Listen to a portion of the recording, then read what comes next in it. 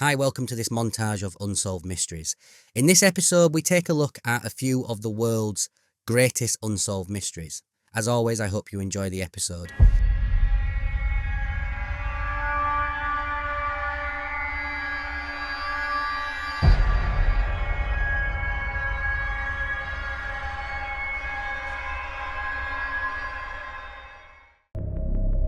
The Dyatlov Pass incident happened in 1959 in the Ural Mountains of Russia. It involved 9 ski hikers, which were all experienced ski hikers. These 9 people were to tragically lose their lives on this mountain. The way these 9 people lost their lives has always been shrouded in mystery, and even to this day, people still don't know what happened to the 9 young, experienced hikers. Now, these 9 hikers did set off for their journey in the early months of 1959, back end of January. The weather at this time of year was, for that location, pretty dire. It was pretty fierce. Quite cold, very cold temperatures, below freezing, minus 30 degrees C. Now, originally, the 9 hikers were 10 hikers, and on the first day of their journey, one of the hikers turned back as he was not very well. The man's name was Yuri, and at this time he did not realise it. He was a very lucky escape for him, because unfortunately his 9 friends were never to be seen alive again. Now, the 9 hikers that remained carried on with their journey and were expected back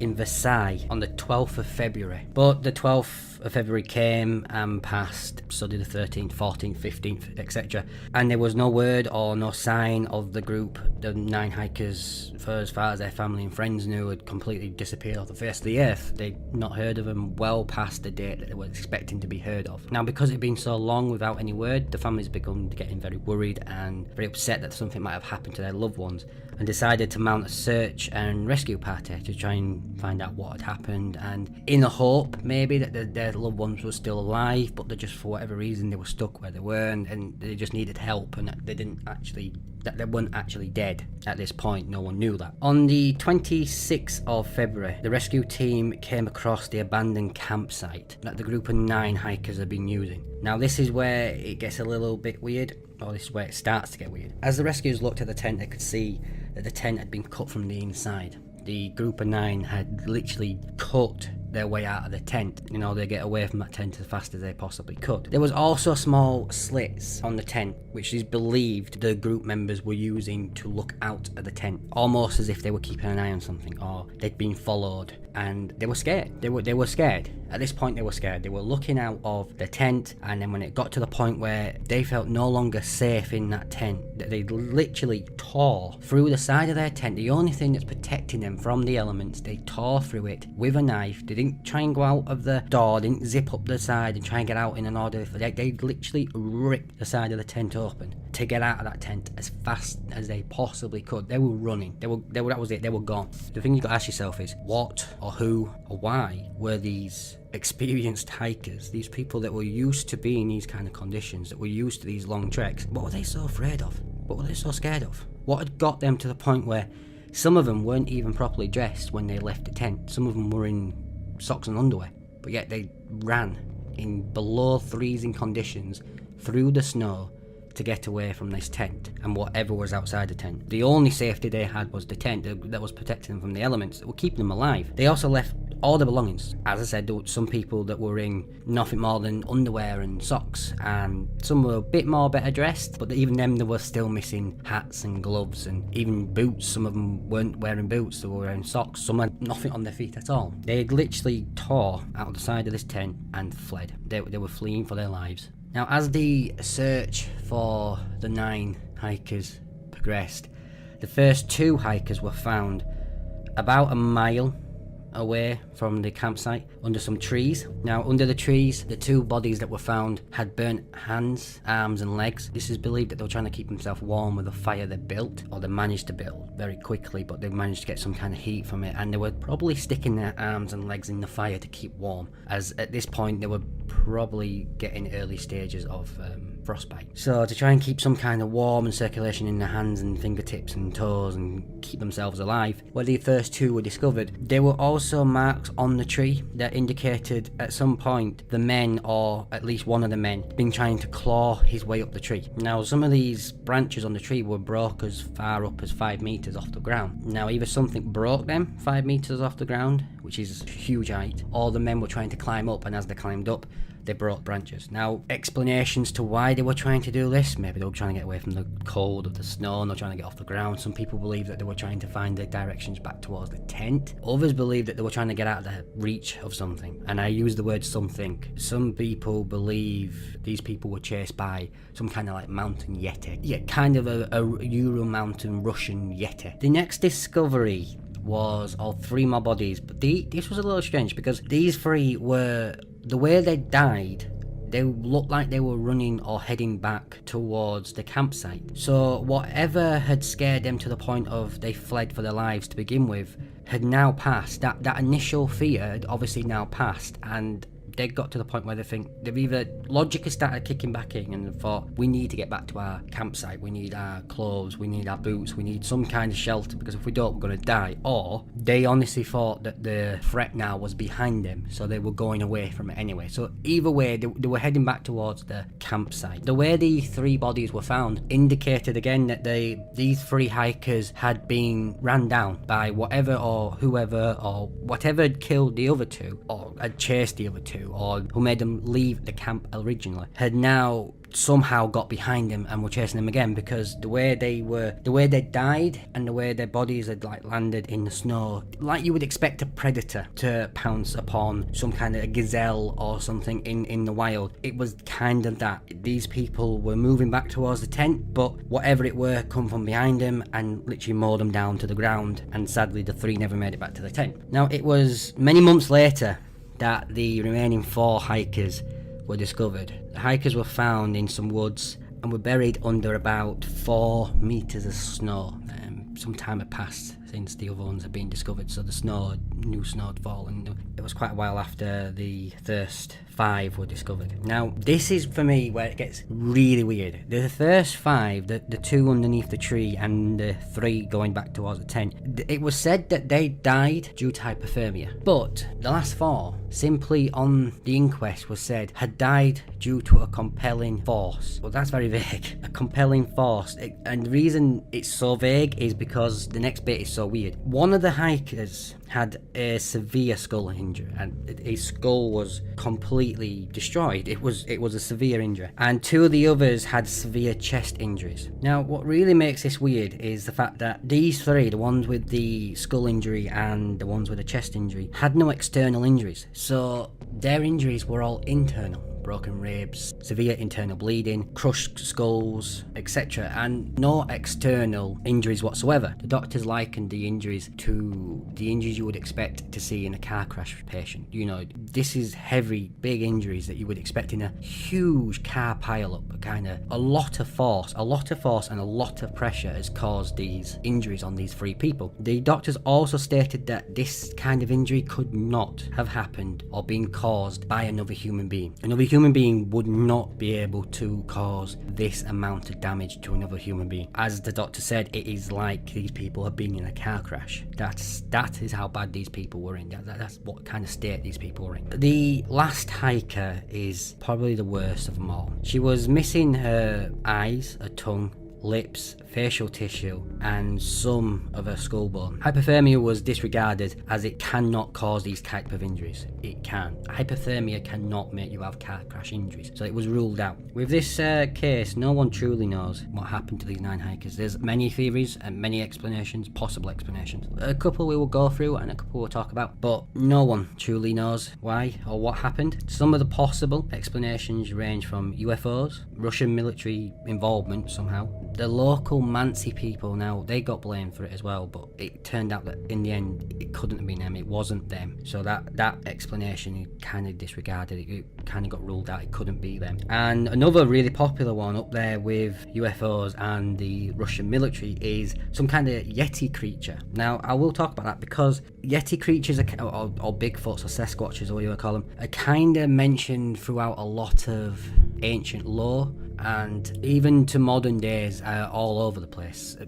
Big Yeti kind of creatures are spotted all around the world, from Australia, Asia, to Russia, to North America. They're everywhere, to Canada, everywhere. People are seeing these creatures all the time. Now some people lean more towards the military being involved because higher levels of radiation was discovered, plus there was some military clothing discovered at the site of the campsite as well. A military issue boot cover that was found not too far away from the campsite, which implied that the military were there. So and couple that with the high levels of radiation on some of the clothing were discovered, for some people implies that there was some kind of Russian military involvement. There was also a Russian military base that did test nuclear detonation, nuclear technologies, amongst other things, that wasn't too far away from where the group of 9 died. The UFO theory was one that also used the higher levels of radiation, and that's how these people had higher levels of radiation on their clothing because of the contact they had with the UFOs. And then there's people that firmly believe a Yeti kind of creature did it, due to the hikers running from something, the slits in the side and the front of the tent, to the bodies of the hikers, coupled with the missing tongue and other soft tissue. People believe that the brute force that would need to be dealt out to do these kind of injuries, they link that to what a possible Sasquatch or a Bigfoot or a Yeti could do. Now there's actually been some specialists and some experts that also believe that theory could have more to it than the others. Whatever you may think about this, and this is one of my favourite mysteries, we still don't know, and I don't think we'll ever know. I don't think we were gonna ever know, not properly, what happened. And for that, it's got to go down as one of the greatest mysteries or unsolved mysteries ever.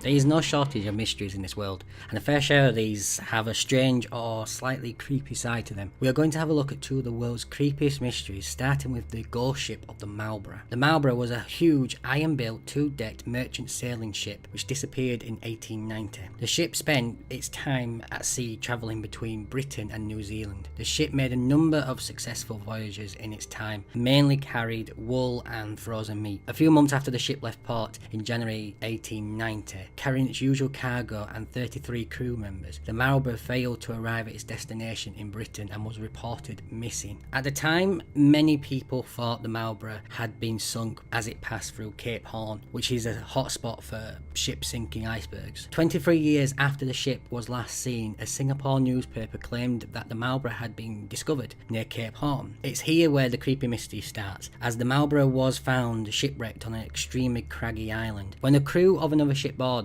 they were horrified at what they found. There were said to be around 20 skeletons on board. What was believed to be the captain was found under the wheel. One was found alone on the ship bridge. Some were found by the ladder leading below deck. 3 were found in the ship's hatchway, and the rest were found in the ship's mess. The skeletons are what makes this mystery really creepy and strange, as there was no signs of foul play, and why the skeletons were spread all over the ship makes it a bit more weird. Investigators believe that they must have all died at around roughly the same time, as if this wasn't the case, the people that were alive wouldn't have just left their shipmates to decompose around them. They would have moved them or buried them, or at least thrown them overboard. They would not have just left them there to rot while the others survived. But because they were scattered around the ship, it isn't believed that they were gathered up by an attacker and killed. It is also a mystery why the captain, that was believed to be the skeleton found under the wheel, was there in the first place. If they were shipwrecked on an island, why was he by the wheel? Another thing, if the ship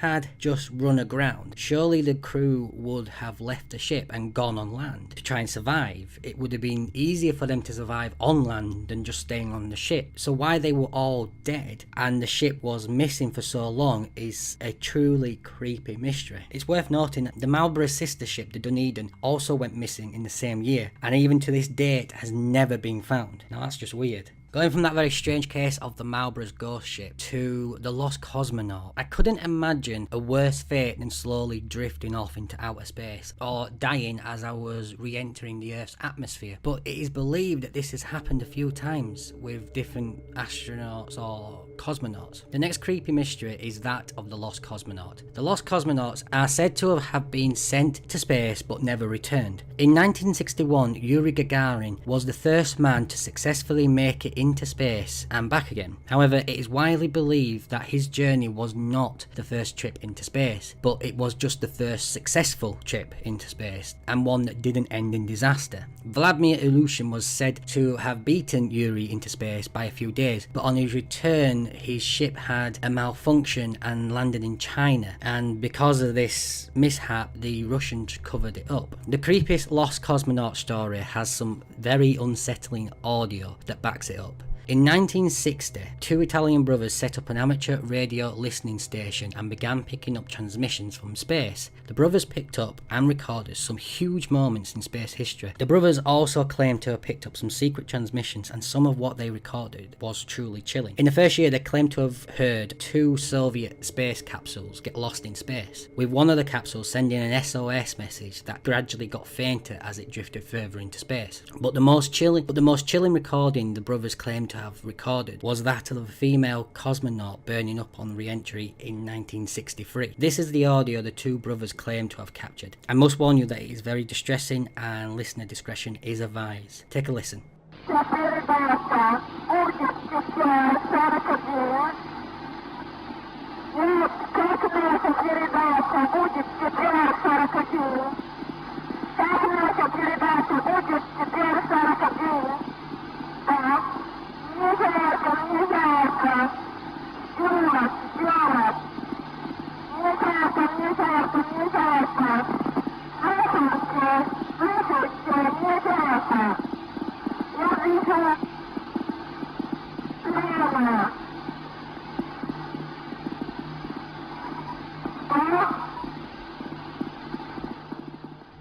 In the clip, the cosmonaut is saying that she is hot and she can see flames as she's re-entering Earth's atmosphere. In the recording, she is scared. She's really scared. She's asking for assistance and help from the ground as to what she should do. Now, some people say that the recording is fake, but if it is, it's a very good one. And because of this, it is believed that the recordings are in fact real. They're just simply too good to be fake. It's very unlikely. A lot of experts and specialists in audio and recordings have looked into it, and they all say that it is real. The mystery of the lost cosmonauts are still one of the world's greatest unsolved creepy mysteries. What do you think? What are your thoughts on these? So after hearing those two creepy mysteries, what do you think? Could something really sinister have happened to the crew of the Marlborough? Maybe something paranormal or supernatural? Maybe some kind of curse or some huge sea monster? Perhaps aliens? Perhaps something sent some of the crew mad because there was only ever roughly 20 skeletons found, but yet there was supposed to be 33 on board. So what happened to the rest of them? Where did they go? But what really explains what happened on board the Marlborough? What do you think? And then there's the case of the lost cosmonaut. This really creeps me out, and that the fact that it's backed up with some audio evidence makes it all the more real. And the thought of dying in space for me is a truly terrifying one. Really hope you enjoyed this video.